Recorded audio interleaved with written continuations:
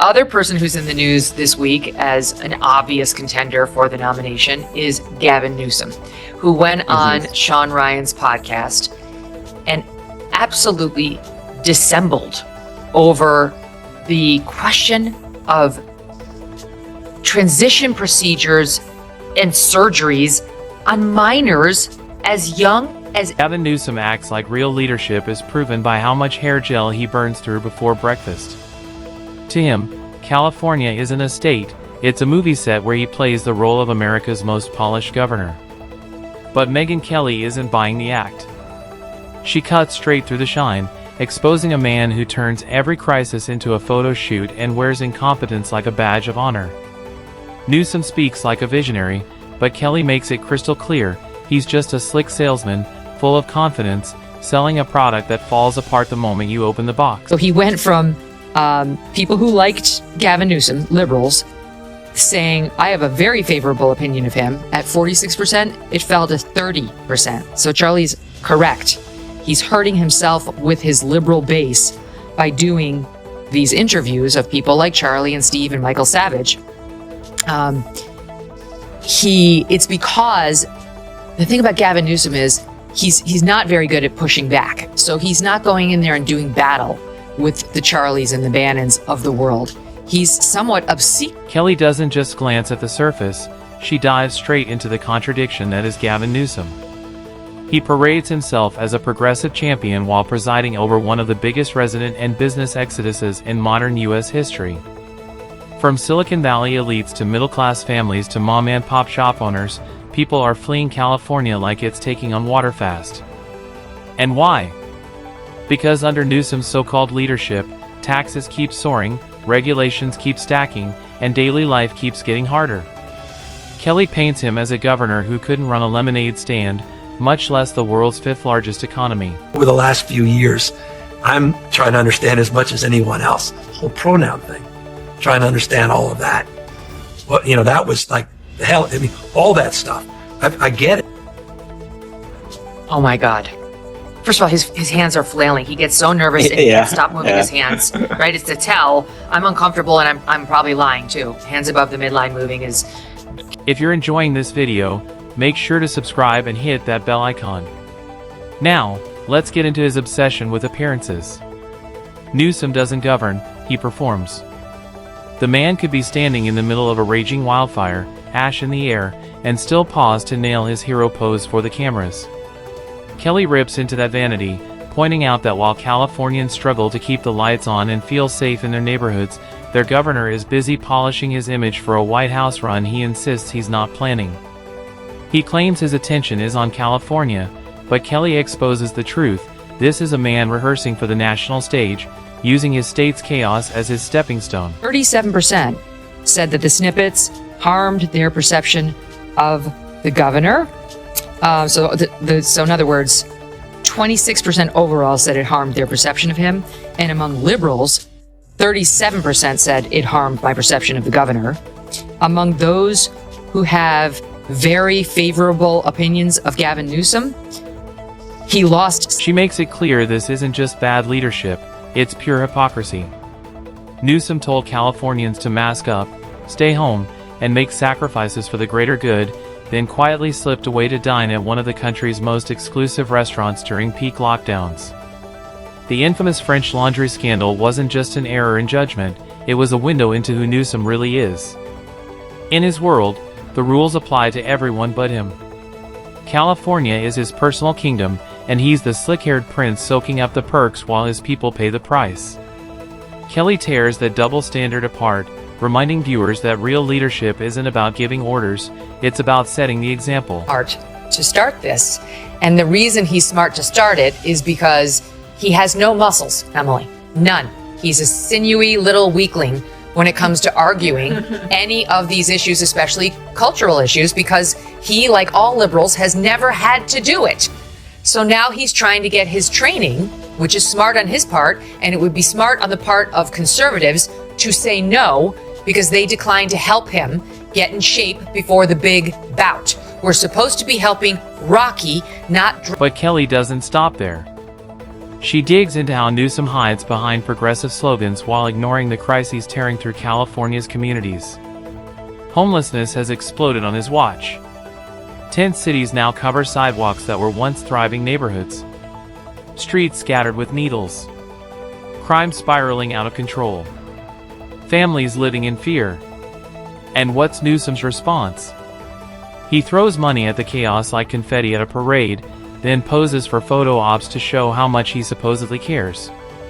Kelly slices through the illusion, exposing the truth. His so-called fixes are nothing more than expensive stagecraft, smoke and mirrors designed to distract from the fact that nothing is actually improving. Come on, man. I mean, I get it. Those are legit, period. The issue of age, and you know, as someone who's been so focused on LGBT and gay marriage, you know, the trans thing, I just like, I've been thinking about the pronouns. Yeah, that's how he answered that question, Rich. Are you okay with surgical procedures on an 8-year-old? And when things fall apart, Newsom never takes the blame, he dodges it.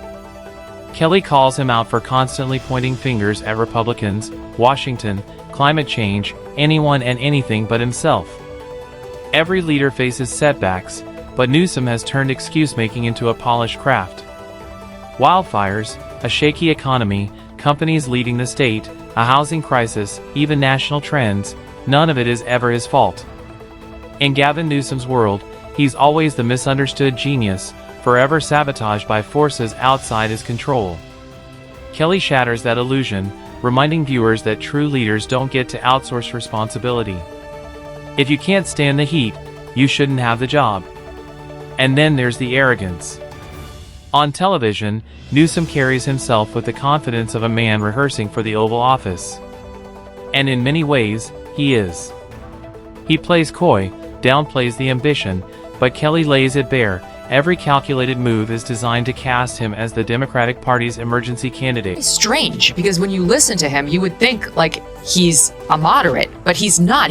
On the trans stuff and virtually every other subject, he is as radical as they come. He is another Kamala Harris, but there's something about him. Maybe he's a people pleaser, a vintage politician.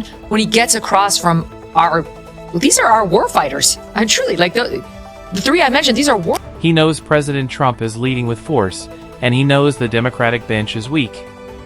So, he casts himself as the polished alternative, the guy who could grace the cover of a glossy magazine. But Kelly rips through that illusion, making it clear America doesn't need another poster boy, it needs someone who delivers. Megyn Kelly has a knack for cutting through political fluff, and with Newsom, the fluff is endless. She knows how his speeches overflow with buzzwords and lofty phrases that sound bold but amount to nothing real. He talks about equity, transformation, and big ideas, but when action is needed, Californians are left with higher taxes, broken promises, and more families packing moving trucks. Kelly drives the point home: leadership is proven by results, not rhetoric. And Newsom's results? A disaster. What makes her critique sting is that she doesn't just call out his failures, she makes him look ridiculous. She paints him as a governor who treats California like his personal Instagram backdrop. Wildfires raging? Time for a heroic pose. Homeless camps spreading? Cue a speech about compassion.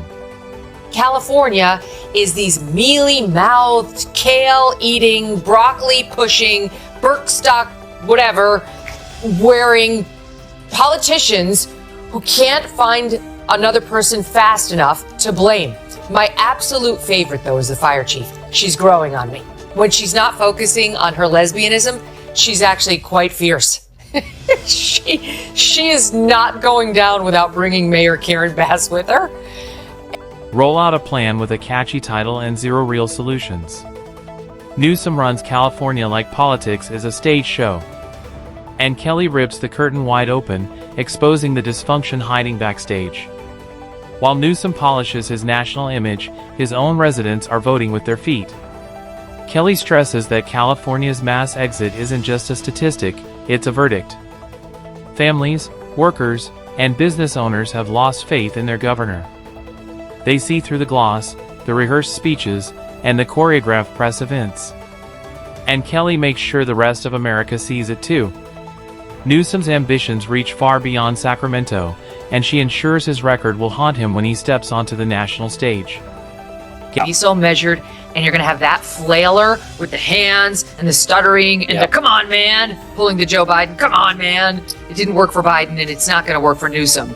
Like, I'm just seeing the runway of how the Republicans' chances are going to look, and right now I'm feeling good. Not necessarily about the midterms, but about the presidential race. Here's another thing. It's a little off point on the trans issue, but a great moment where Sean asked Gavin Newsom about why they were so able to very quickly clean up the city of San Francisco when Chinese President Xi Jinping came. California under Newsom has turned into the nation's biggest contradiction, a place that sells dreams but delivers streets lined with tents, discarded needles, and boarded-up businesses. Megyn Kelly nails the reason why Newsom is more interested in posing for the national spotlight than solving the disasters piling up in his own backyard. He carries himself like a man destined for the White House, but in reality, he can't even handle the job he already has. It's like bragging about finishing a marathon when you've barely made it down the driveway. Kelly doesn't spare him when it comes to his obsession with appearances. From the perfectly greased hair to the scripted lines that Annoyed after, we ended our show on Thursday, was it? I don't know. Was it Thursday or Friday? About what's happening with the biological males out there. And this A.B. Hernandez, who is winning all the girls' medals, Hernandez. And I just did like a personal plea to people and got a lot of great feedback on it, so thank you for watching that. But then I took it to Twitter, and on X, I addressed Gavin Newsom personally. He follows me, so I tagged him. And I'm going to be honest, I begged him to please stop this for all the reasons stated on our YouTube feed. And he didn't get back to me. But Kelly drove the point home. For Gavin Newsom, every crisis is just another stage to strike a pose and score virtue points. He'll cut a ribbon, give a perfectly polished speech, and vanish, while the streets keep burning and chaos deepens. That's not leadership, that's theater. And when the cameras stop rolling, Californians are left living in the mess he pretends to fix. Then there's the economy. Businesses aren't just leading California, they're running for the exits.